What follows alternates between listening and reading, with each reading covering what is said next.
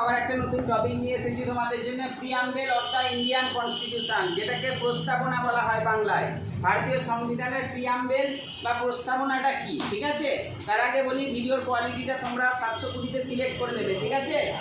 এরপরে দেখো তাহলে বোর্ডের লেখাটা ভালো করে দেখতে পাবে তোমরা। প্রিয়াম্বেল এই বিষয়টা বা এই প্রস্তাবনার বিষয়টা আমরা বই যদি খুলি, যে কোনো এনসিইআরটির বই, তাহলে সেই বইয়েতে, গভর্নমেন্টের যে কোনো বইতে তোমরা দেখতে পাবে যে প্রথমের দিকেই কিন্তু প্রিয়াম্বেল দেওয়া রয়েছে। এই যে দেখো বইটা সারা দেখা, ওই যে প্রিয়াম্বেল প্রথমেই দেওয়া রয়েছে। এই প্রিয়াম্বেলটা কি আমরা এখানে এই অ্যান্সারটার মাধ্যমে বুঝবো, ঠিক আছে? দেখো এখানে প্রিয়াম্বেল সম্পর্কে বেশ কিছু ইনফরমেশন দিয়েছি। দ্য ডেট অফ অ্যাডপশন, এই প্রিয়াম্বেলটা কবে ইন্ডিয়ান কনস্টিটিউশনে অ্যাডপ্ট করা হয়েছিল, গ্রহণ করা হয়েছিল, না হচ্ছে তোমার 26 নভেম্বর 1949-এ অ্যাডপ্ট করা হয়েছিল। আর এইটা কবে থেকে ইমপ্লিমেন্টেড হয়েছিল, কার্যকর হয়েছিল 26 জানুয়ারি 1950 থেকে এটা ইমপ্লিমেন্ট হয়েছিল, বোঝা গেল? আর এটা প্রিয়াম্বেলের কনসেপ্টটা কোন দেশ থেকে বড় করা হয়েছে, ধার করা হয়েছে কোন স্টেটের, কোন দেশের কনস্টিটিউশন থেকে, না ইউএস এর কনস্টিটিউশন থেকে, ঠিক আছে? এই প্রিয়াম্বেল সম্পর্কে এখানে দুটো কনসেপ্ট লিখেছি, এগুলো বিভিন্ন চাকরির পরীক্ষাতে এসেছে। দেখো লেখা আছে the entire philosophy of Constitution of India is explained in the preamble। মানে প্রিয়াম্বেলের মধ্যে কনস্টিটিউশনের এন্টায়ার ফিলোসফি, মানে পুরো যে দর্শন, পুরো যে ফিলোসফিটা, মেন বিষয়টা, মেন লজিকটা পুরোটা কিন্তু প্রিয়াম্বেলের মধ্যে দেওয়া রয়েছে, বোঝা গেল? সেই কারণে বলছে এন্টায়ার ফিলোসফি কোথায় রয়েছে, প্রিয়াম্বেলের মধ্যে রয়েছে, বোঝা গেল? টোটাল কনস্টিটিউশনের যে মেন ফিলোসফি, মেন যে আইডিয়া, পুরো আইডিয়াটাই কিন্তু প্রিয়াম্বেলের কনসেপ্টগুলোর মধ্যে দেওয়া রয়েছে। কনসেপ্টগুলো কি আমরা এইখানে পড়বো লাস্টের পয়েন্টে। তার আগে একটা পয়েন্ট আছে, the summary of the main core values of the constitution. এই যে কোর ভ্যালুজ, কোর মানে যে প্রধান যে বিষয়, কোর ভ্যালুজ অফ কনস্টিটিউশন, সেটাই হচ্ছে preamble. Which states the reasons, এর মধ্যে রিজন আছে, গাইডিং ভ্যালুজ আছে, হ্যাঁ, অফ দ্য কনস্টিটিউশন। এর মধ্যে যুক্তি দিয়ে সব কিছুকে গ্রহণ করতে হবে। গাইডিং ভ্যালুজ, কীভাবে আমরা গাইড হব, সেই সব ভ্যালুজ সব কিছুর কথা কিন্তু প্রিয়াম্বেলে উল্লেখ রয়েছে, বোঝা গেল? এই প্রিয়াম্বেলের মধ্যে কোন টার্মগুলো রয়েছে সেগুলো আমরা লাস্টের পয়েন্টে লিখেছি। দেখো, we the people of India, এই যে we the people of India, এইটার মধ্যে কি বলা আছে, the constitution has been drawn up. এখানে কারা কনস্টিটিউশন তৈরি করেছে, দ্য কনস্টিটিউশনটা কারা তৈরি করেছে, has been drawn up by the people, ঠিক আছে? সেই কারণে বলছে মানুষই তো কনস্টিটিউশনটা তৈরি করেছে। সেই জন্য এখানে বলছে we the people of India, আমরা ভারতবাসী, ঠিক আছে, ভারতের জনগণ। এখানে সোভারেন মানে কি, সোভারেন মানে হচ্ছে no external power can control our country India.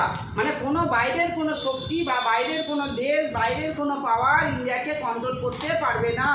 এর মানে হচ্ছে সোভারেন। কি এর মানে? Sovereign. No external power can control India, ঠিক আছে? থার্ড পয়েন্টে আমরা করবো সোশ্যালিস্ট। সোশ্যালিস্ট মানে কি? সোশ্যালিস্ট মানে যত আমাদের প্রপার্টি রয়েছে, প্রপার্টি অ্যান্ড সোশ্যাল যে ভ্যালুসগুলো রয়েছে, বলছে the citizen freedom to follow, ঠিক আছে? এখানে যেটা বলা হচ্ছে, বলছে wealth is generated socially and should be shared equally all the people, ঠিক আছে? সকল মানুষের মধ্যে ওয়েলথগুলো, মানে সম্পদগুলো ইকুয়ালি শেয়ার করে নিতে হবে। এটা হচ্ছে সোশ্যালিস্টের ফিচার্স।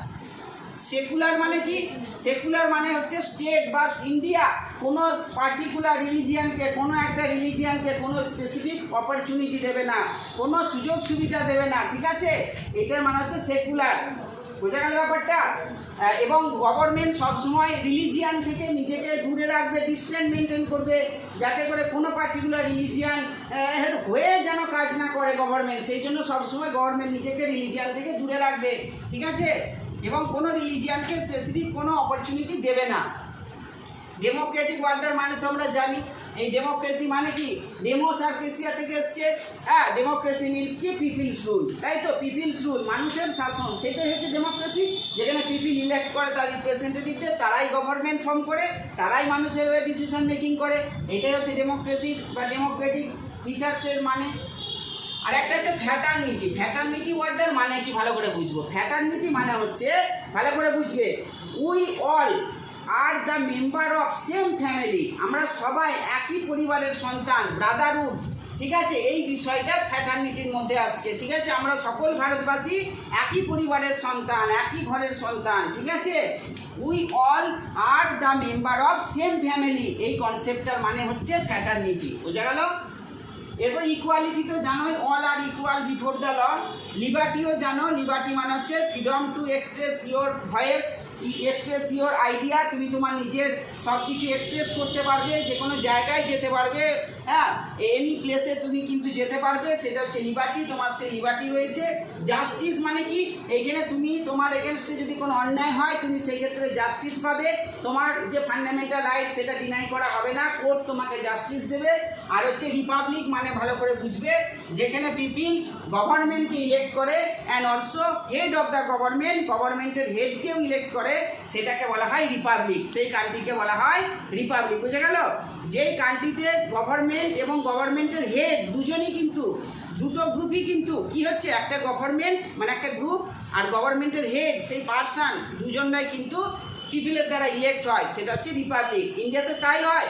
ইন্ডিয়ায় গভর্নমেন্ট ইলেক্ট হচ্ছে ইন্ডিয়ায় পিপিলের দ্বারা, গভর্নমেন্টের হেড প্রাইম মিনিস্টার তিনিও ইলেক্ট হচ্ছেন পিপিলের দ্বারা। বোঝা গেল?